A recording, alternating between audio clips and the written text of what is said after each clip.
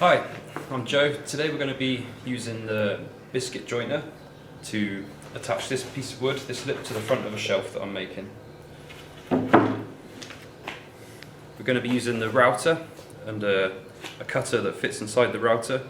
It's simply two teeth with a bearing, and it cuts a slot that takes one of these number 10 biscuits. This is simply a piece of wood that's been stamped out and compressed slightly. When it comes into contact with the glue, it expands to fill the gap and holds your two pieces of timber perfectly in line with one another. So let's get started. First thing to do is to choose how your pieces of timber are going to attach to each other. So I want my timber to sit flush across the top of the shelf here. So these are going to be my reference faces, and I'll mark them with a face mark. Okay. Now, the next thing I need to decide is where my biscuits are going to sit. For this piece of timber, 4 biscuit joints is plenty, possibly even too many. You can get away with 3, but it depends what you're jointing and what purpose they are. So I'll mark where my biscuits are going to sit, holding the piece of timber carefully together to make sure that all the lines match up. Do not come too close to the end, otherwise your cutter will cut out the end of your timber and you'll show the joint. Okay, so there I have it all marked up with my timber. Today I'll be using a palm router. This is a 1/4 inch router. This one's made by Makita. It's a fantastic piece of kit. And I'll go ahead and put my cutter into my router. Okay, removing the power supply, so there's no chance that it can turn on and cut me whilst I'm doing it.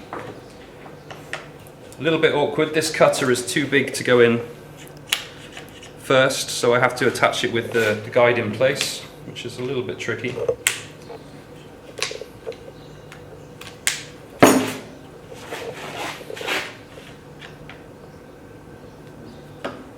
Make sure that the piece is far enough into the router. You'll see a guideline on it that shows you a minimum depth that should be put into the chuck, into the collet.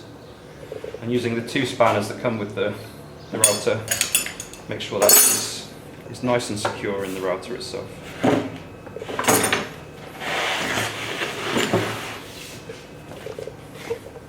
Now I'm going to set the depth of the cutter. As you can see, my marks here for where I'm going to cut. This is my reference face, which means that it's where I'm going to put the foot of my router. So as I cut, I'll have the foot pressed carefully against the surface there, making sure it's flat and stable, and then I'll push the router into the piece. So what I want to do is check the depth of cut, roughly to the center of your piece of timber. It doesn't have to be precise because you're using 2 reference faces which will align themselves at the end. Okay. Now I'm going to secure my piece of timber to my work surface just to make sure it doesn't move as I'm working.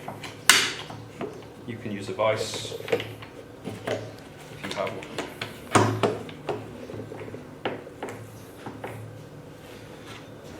Right, and I'm ready to cut. So as said, I'm going to make my cut, making sure my reference face and the guide of my router are carefully pressed together. And we'll make a start. Using the line I've made is where I'm going to make my cut.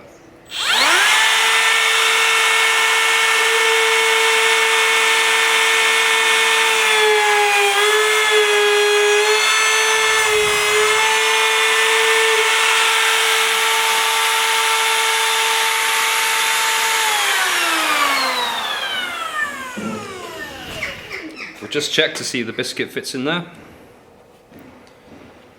And there we are, that's the first joint cut with the biscuit set in place. I'll remove that and we'll glue it in later once we're ready to glue the whole joint together.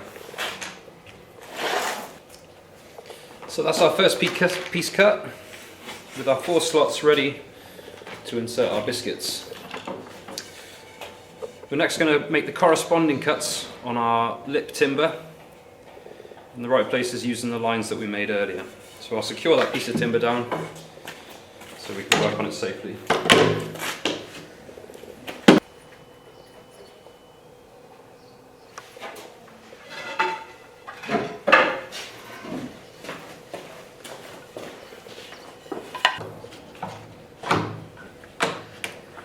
These biscuits come in a variety of sizes. Today I'm using 10s. You want to choose a biscuit that's suitable for the thickness of the timber you're using. Make sure that your biscuit cutter won't burst out the back of your piece of wood.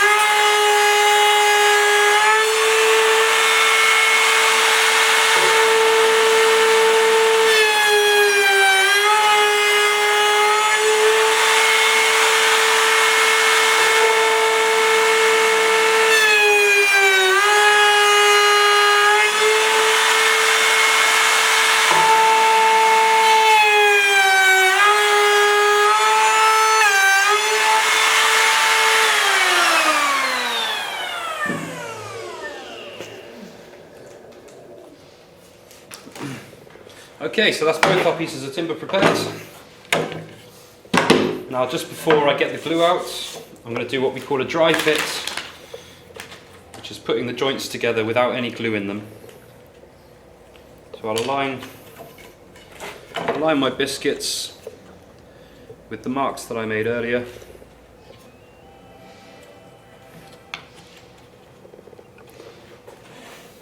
And see if it fits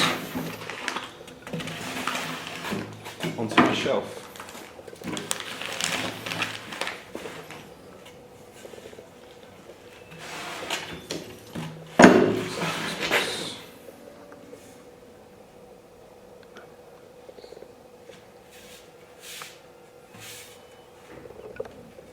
Okay, and there we have it. As you can see, the 2 reference spaces I used to reference my router off are now perfectly in line as the biscuits were cut at the same depth down from that face. You can see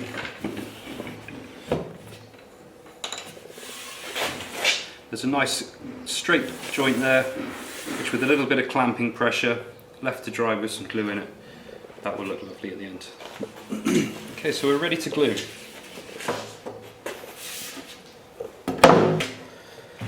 So we're now ready for glue up. As you can see, I've got this all fitted up without any glue in it at the moment. And whenever you're gluing something up, you want to make sure that you have everything ready to leave it finished and set to dry. So I'll take this apart and I'll explain everything that I've got here that I need. Of course, I've got my pot of glue with a brush to help me apply it. I'm using 2 quick clamps today, which are going to apply more than enough pressure for what I need, just to get a nice closed joint on this. Put them to the side.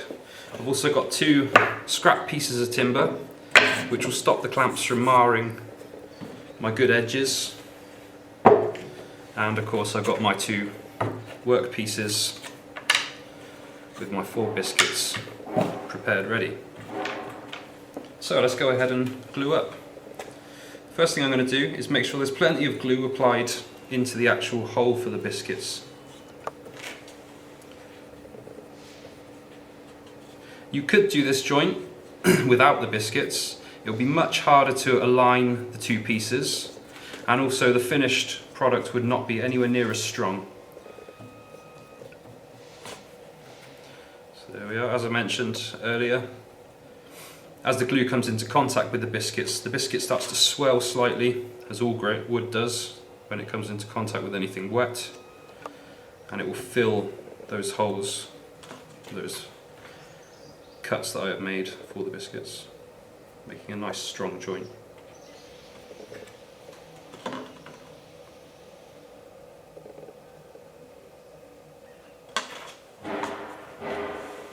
Okay, so with the biscuits all in place, I'll apply some glue to the face. Trying to be reasonably tidy, but also making sure I've got plenty of glue on there. The last piece of equipment that I had ready for myself before I started was a simple damp rag, which I'm going to use to wipe off any excess glue at the end. Okay.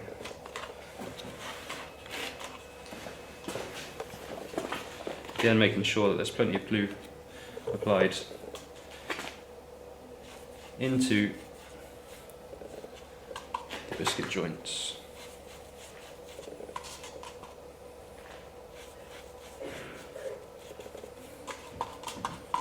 And as this is MDF, it's very absorbent, so I'll apply plenty of glue to the surface as well.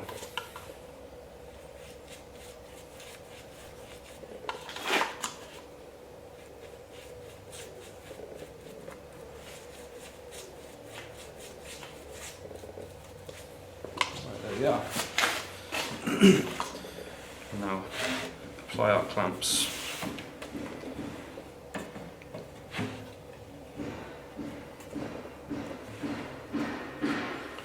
Make sure that the biscuits are lined up.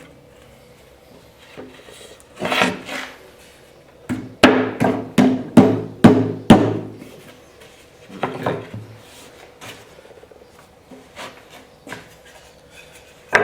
2 pieces of scrap timber. And I'm going to apply my clamping pressure.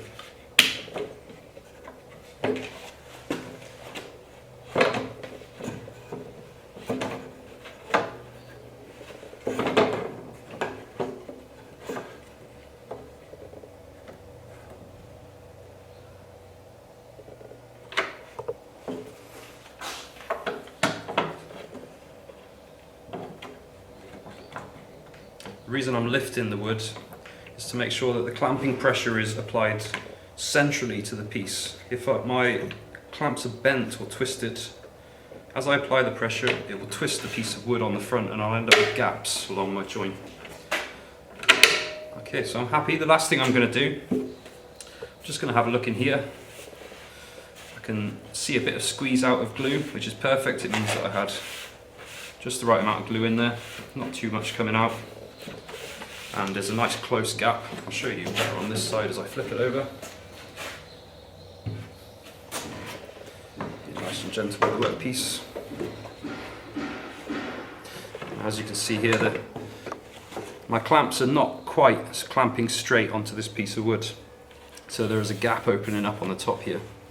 And I'll solve that just by adding a couple more clamps to the top surface.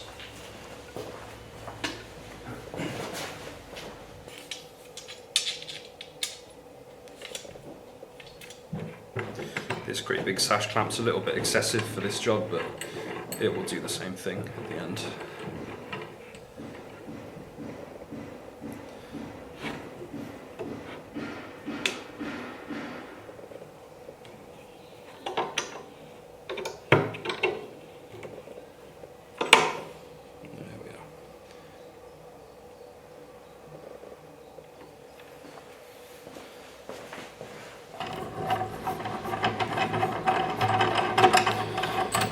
So applying clamping pressure from top and bottom ensures that the gap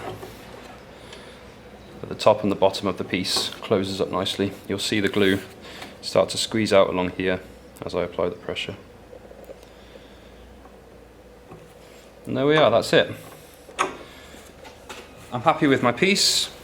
Just going to double check, make sure my surfaces are nice and flush. Pretty good. I think a tiny bit of sanding at the end. I'll remove the excess glue so I don't have to clean it up later. And there we have it. A nice, clean, biscuit jointed edge.